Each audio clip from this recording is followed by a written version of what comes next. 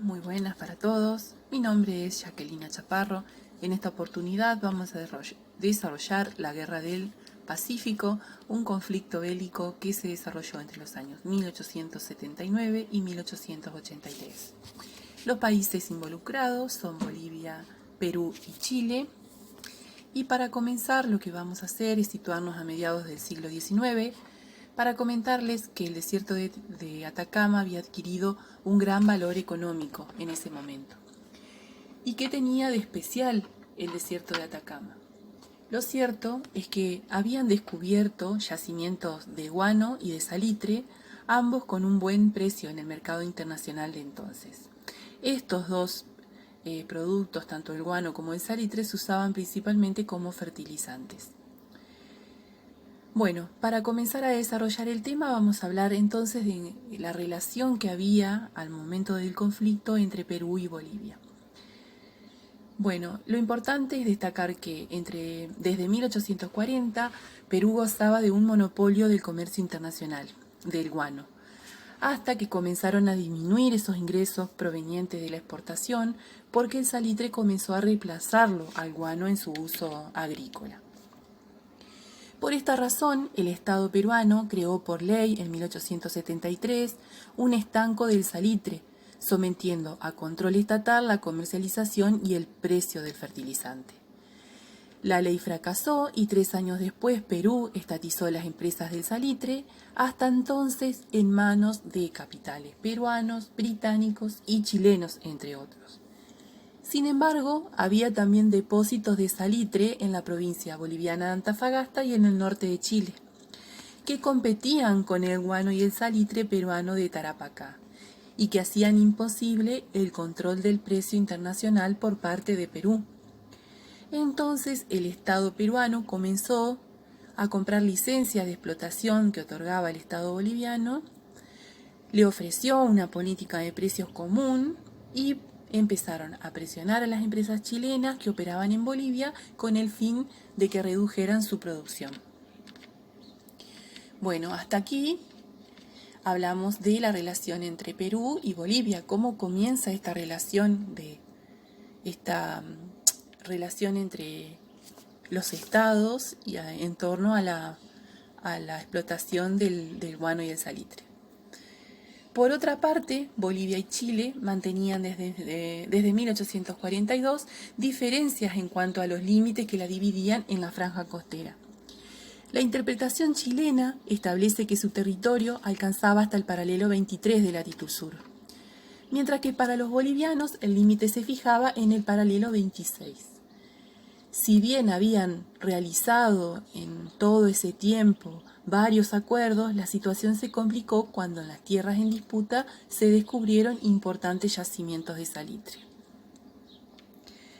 Muy bien, en síntesis, hasta acá, y después de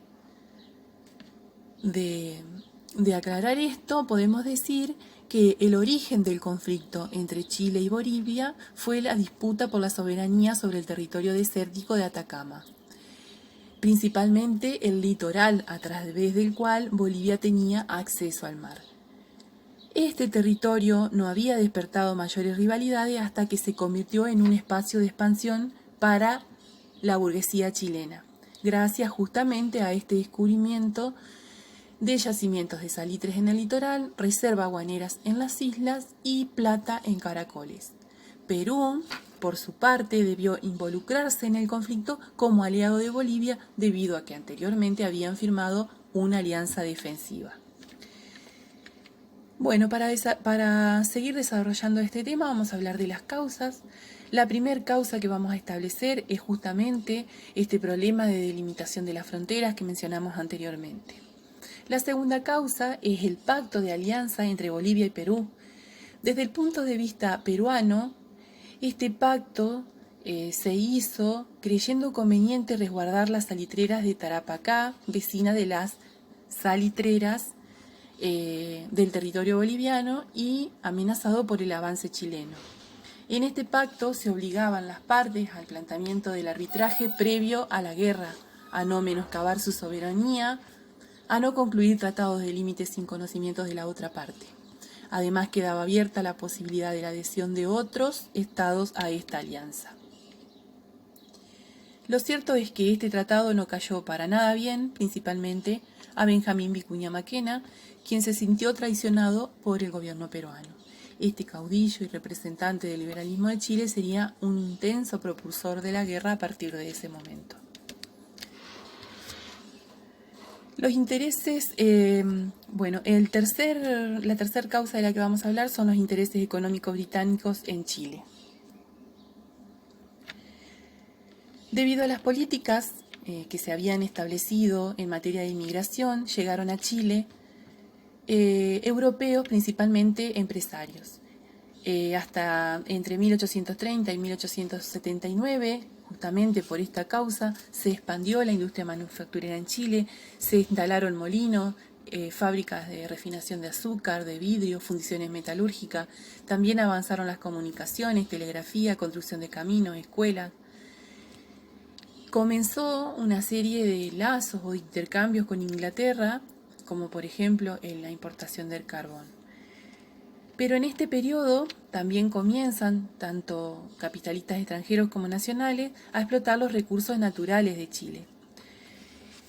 Por ejemplo, podemos mencionar a la empresa británica Compañía Minera de Copiapó, que se instaló en Chile en esa época. Pero la participación británica en Chile no se limitaba solo a las inversiones y los capitales, sino que su influencia también se hizo sentir en las ideas y poco a poco extendieron su influencia en todos los sectores de la sociedad. Por otro lado, hay que mencionar también, y es un punto muy importante, que estos ingleses habían desempeñado una función prominente en la dotación del personal de la Marina chilena durante la Guerra de la Independencia. Incluso llegaron buques blindados de Chile que habían contratado en Europa, buques que darían eventualmente la superioridad bélica a Chile. Como cuarta cuestión, en este desarrollo de las causas de la Guerra del Pacífico, vamos a mencionar una crisis económica en la que había caído Chile en ese momento. Desde 1830, Chile gozaba de una estabilidad política. Pero en 1861 comienza una serie de gobiernos liberales. Estos gobiernos liberales le dieron a Chile un crecimiento económico basado en los recursos naturales del país.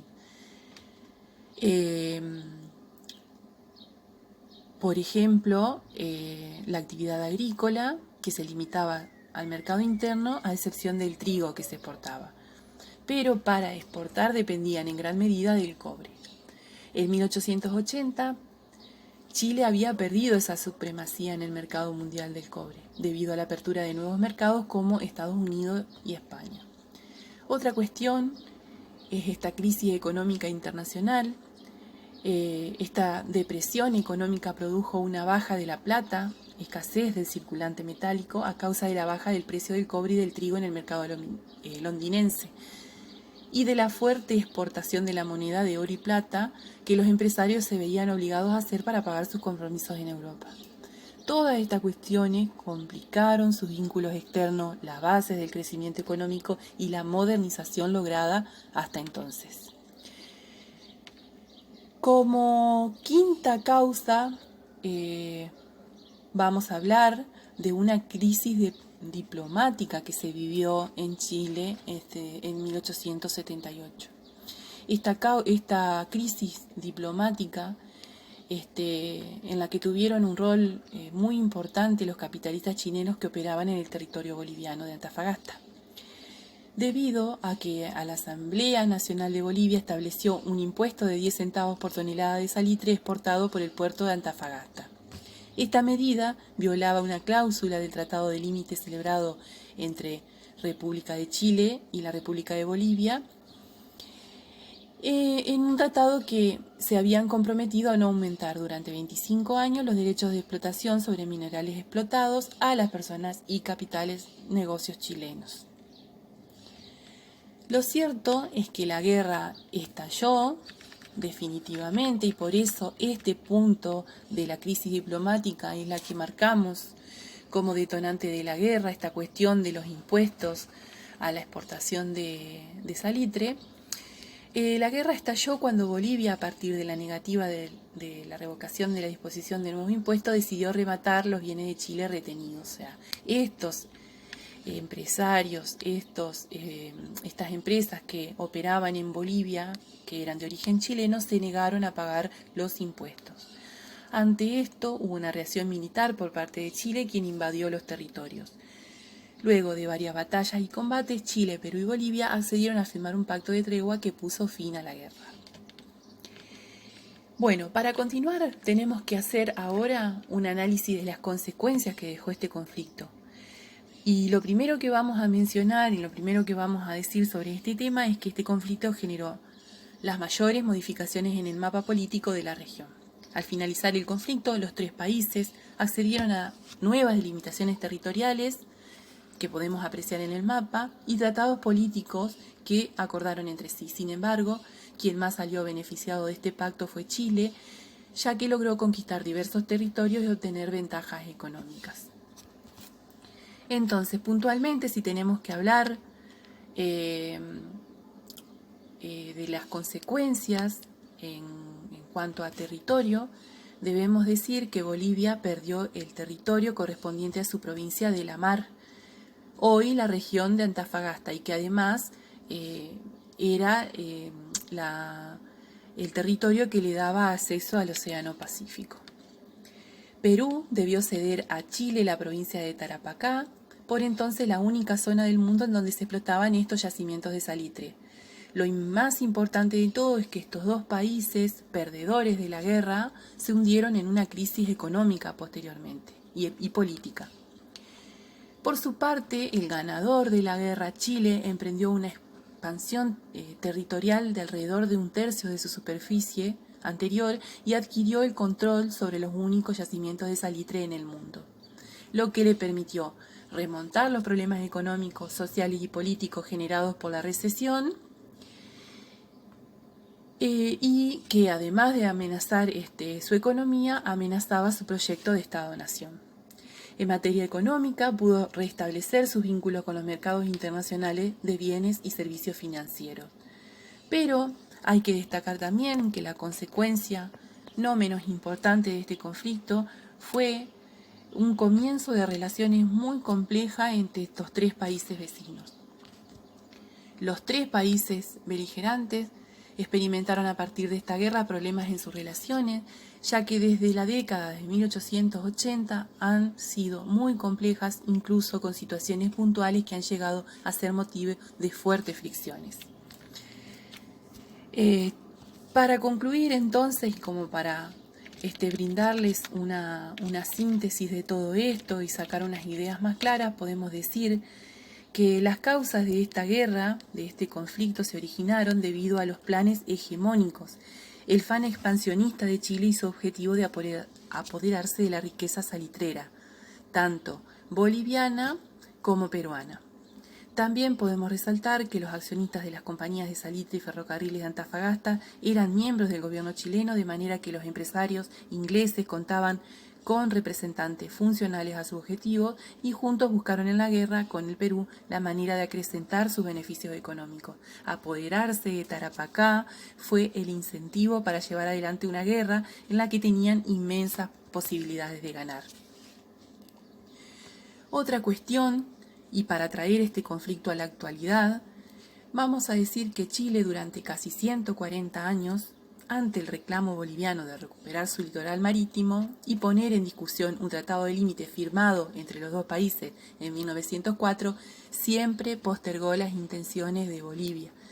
Si bien Chile es consciente del prejuicio ocasionado a Bolivia y ha reconocido en reiteradas oportunidades que Bolivia no puede quedar indefinidamente enclaustrada, Bolivia, por su parte, se ha visto en la necesidad de hacer uso de los mecanismos de solución pacífica de controversias internacionales provistos en el derecho internacional. El reclamo de sus derechos soberanos sobre el Pacífico es considerado en Bolivia una causa nacional. Tiene en algún punto alguna similitud con nuestro reclamo de Malvinas, fundamentalmente en la conciencia social que se logró establecer en el pueblo.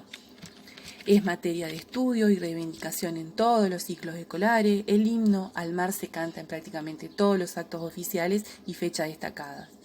Plazas, calles, monumentos recordando a los mártires de esa guerra. En definitiva, un sentimiento nacional unánime se despertó en el pueblo boliviano que ha planteado al mundo un grito, mar para Bolivia. Bueno, un saludo para todos, espero haber sido clara, nos vemos.